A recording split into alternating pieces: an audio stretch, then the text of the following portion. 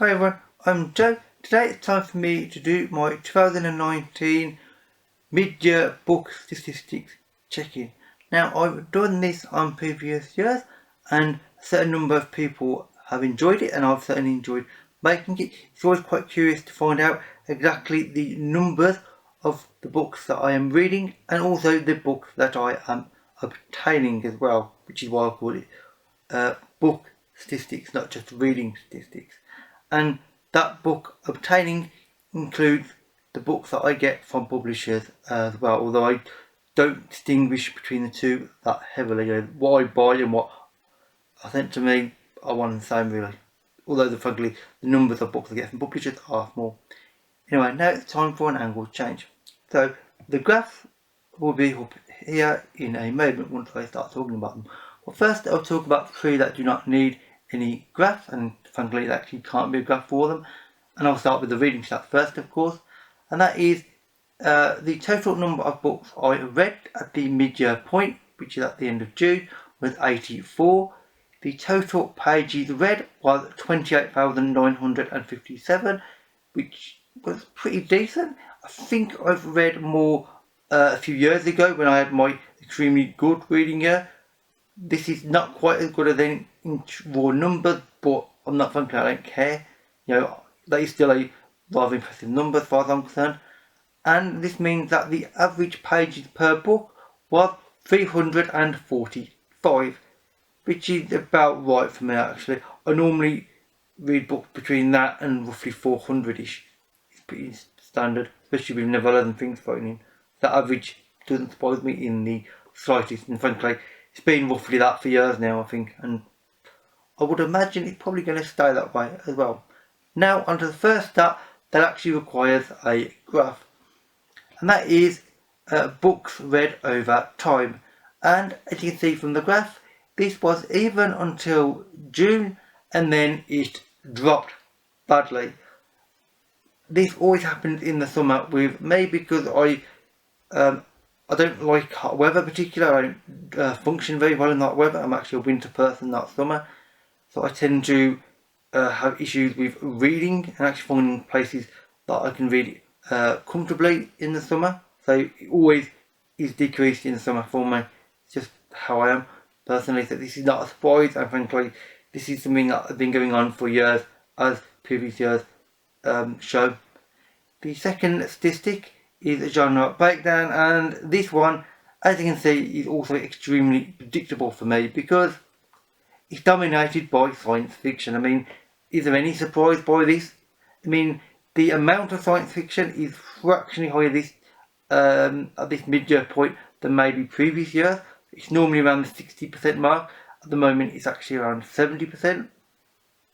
It should probably even out by the end of the year because it normally does, regardless of where it is at a mid-year point. We'll see in time, although this one is kind of predictable and not that exciting one, although it is useful though to see overall. The next one is author gender. Now this one is important to me because this is actually something I've been trying to achieve with trying to get a more even split between male and female authors, and as you can see by the pie chart I believe it is, this is actually terrible. Last year I actually managed by the end of the year to get an even 50-50 split. This isn't even at all. This is 75% male and with only a quarter female. I'm not surprised by this because I'm trying to read my own books, and most of the unread own books I have remaining are all by male authors. So this is bound to happen. I knew it was going to happen, and that is why I don't mind so much that I'm failing at my goal to try and read an even male to female split. I'm reading my own books. That's for now more important. But same time.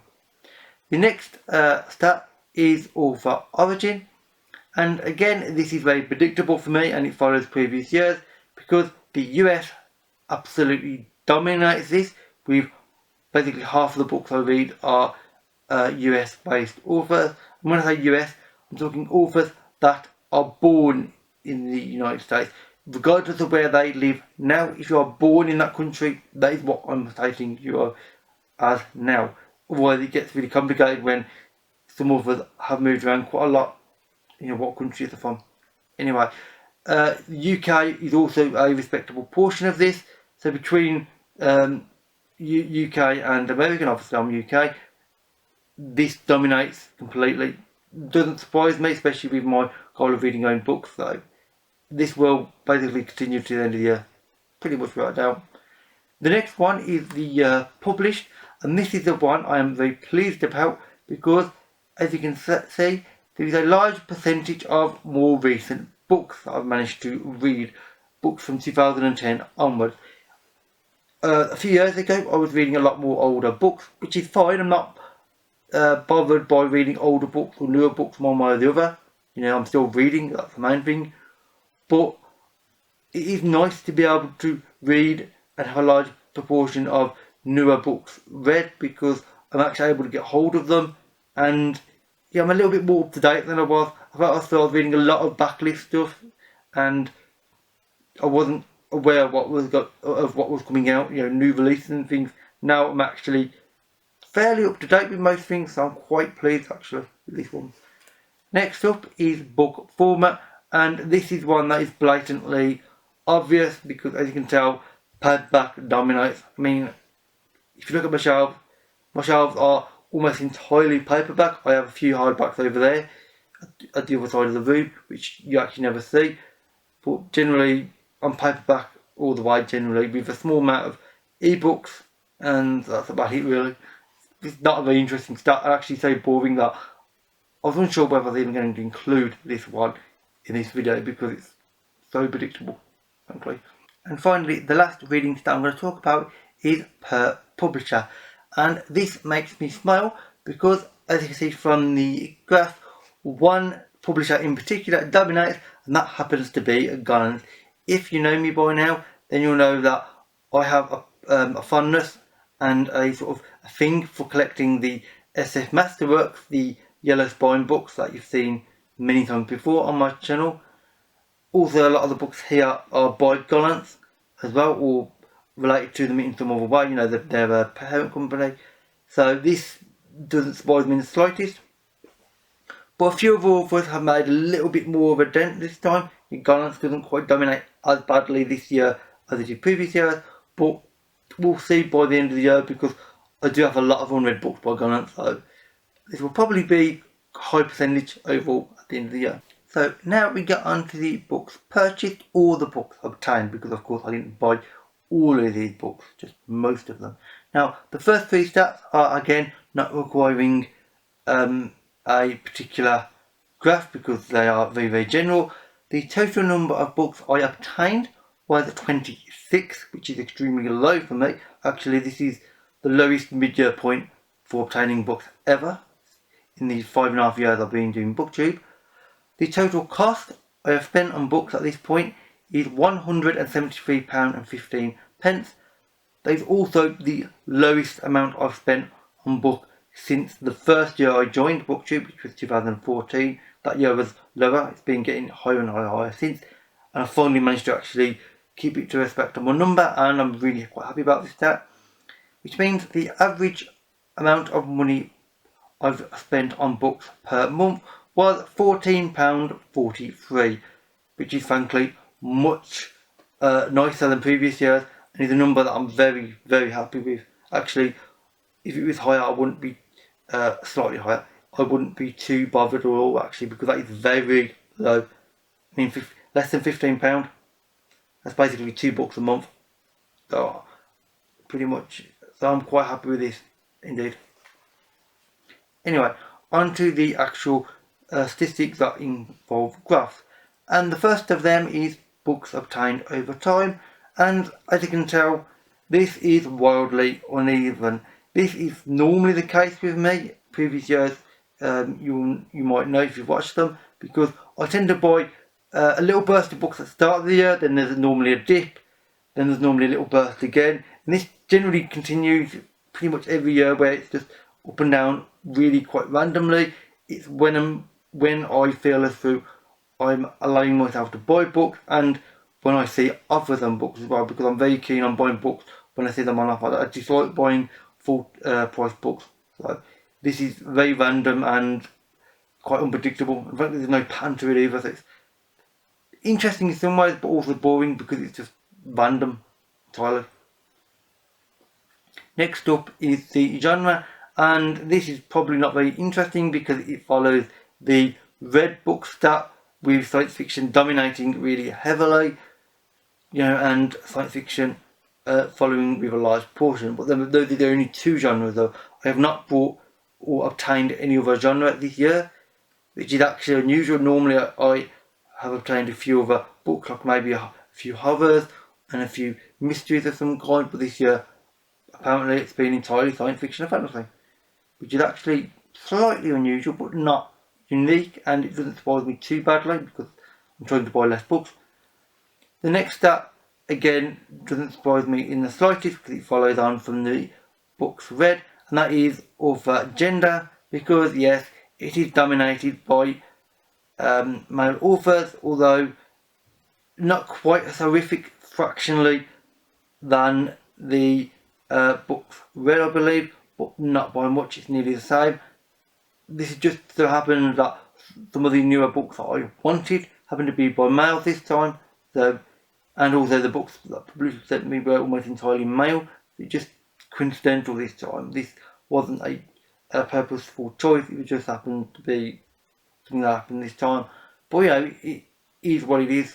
I'm not buying books purposely because it happens to be by a female author over a male author. Book format again is absolutely no surprise to anybody because this follows on from books read, with paperback dominating as always for the same reasons as they always do. I like paperbacks. They fit on my shelves well. I already have a lot of paperbacks, so they actually look nice when you have large rows of them like I do now all over this room, and that's why I'm going probably other rooms. Paperbacks are my thing. Although there is a certain amount of ebooks for certain authors and an occasional hardback, although the hardbacks are almost entirely from publishers direct, which I think is quite an interesting thought. That almost all the hardbacks are sent to me for free. Now on to possibly the stat that I think is probably the most interesting of this video, and that is the book source.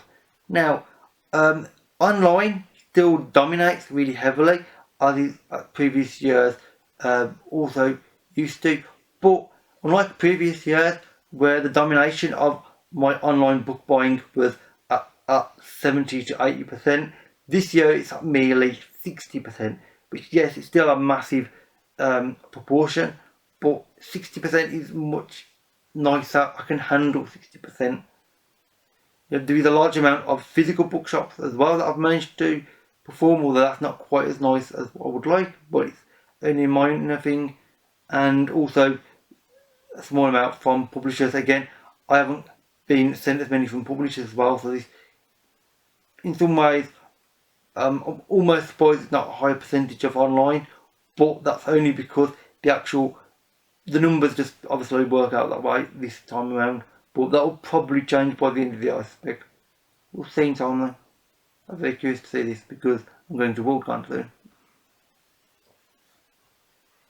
And finally, the last stat is books purchased per publisher, and this is also interesting and indeed again made me smile because this is once again, and this is not unpredictable for me, Gollancz heavy, but as you can see from the graph, yes, Gollancz is primary, but it's not completely dominating.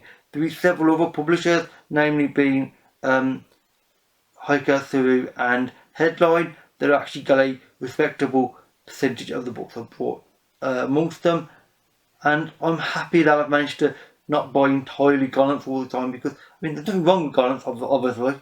I do read an awful lot of books by them, but sometimes it is nice to have books by other publishers and other types of books, because Gollancz is a UK science fiction publisher. They publish a certain type of book. If I'm not in the mood to read that certain type of book, then I sometimes have difficulty finding a book because I own more Gollancz than anything else. So having bought a decent selection of other publishers who obviously have different views and different selection of books is something I'm very happy about, and this is the one that I'm quite pleased about overall. And with that said, that is actually it for the stats. So back to a normal view. So overall, I'm really happy with the progress that I've made at this mid-year point. I've read a large selection of really interesting books. I've bought a very small amount of also interesting books. That combination of read a large amount of books and purchased or obtained very few, I'm very happy with, because I'm trying to massively reduce the amount of books I'm obtaining, and specifically the amount of money I'm spending on books, because I want to spend that money not on books now, but I want to spend at least a portion of it on other things. Specifically in my case at the moment, I'm going to Worldcon, and I would like to travel more as well in the future, so next year. So I have other priorities in regards to money, and that affects my book buying, which I'm very happy about, and I'm perfectly accepting of, because I can't make more money out of nowhere. My income is the same, it won't be changing, so I need to readjust and re-budget accordingly. So, and indeed my budget is going very well, by the way. My aim for this year was to spend a maximum £750 on books. At the mid-year point, that would mean that I would have spent £375, and I've spent less than half of that. So I am pretty much destroying my goal for book buying, and indeed my book budget. So I'm very pleased with this actually, and frankly amazed that it's so low. I had expected it to be a bit higher than this actually. This is unusually low for me, which I'm very happy about being surprised by though. As far as my predictions for the end of the year goes, frankly I said this as I was talking throughout the video, but there won't be that many surprises really. Most stats will follow on from this mid-year point. Generally, there might be a slight increase in book buying because I'm going to Worldcon, so the other booktubers there will probably inadvertently cause me to buy a certain amount of books. So there might be a slight increase, but nothing significant. My reading should increase again fairly soon, because we are currently in the middle of a heat wave, but that will stop hopefully soon, and hopefully things will calm down a bit and the weather will be nicer, so therefore I can actually read in a more pleasant environment. I don't feel as though I'm about to cook whilst I'm sitting on a chair. Anyway, if you have any of your own statistics to share, then please feel free. I'm always interested in how people's reading is going. Any social media links can be found in the description box below. And with that is it for this video. So thank you for watching, and I'll see you another day. Bye for now.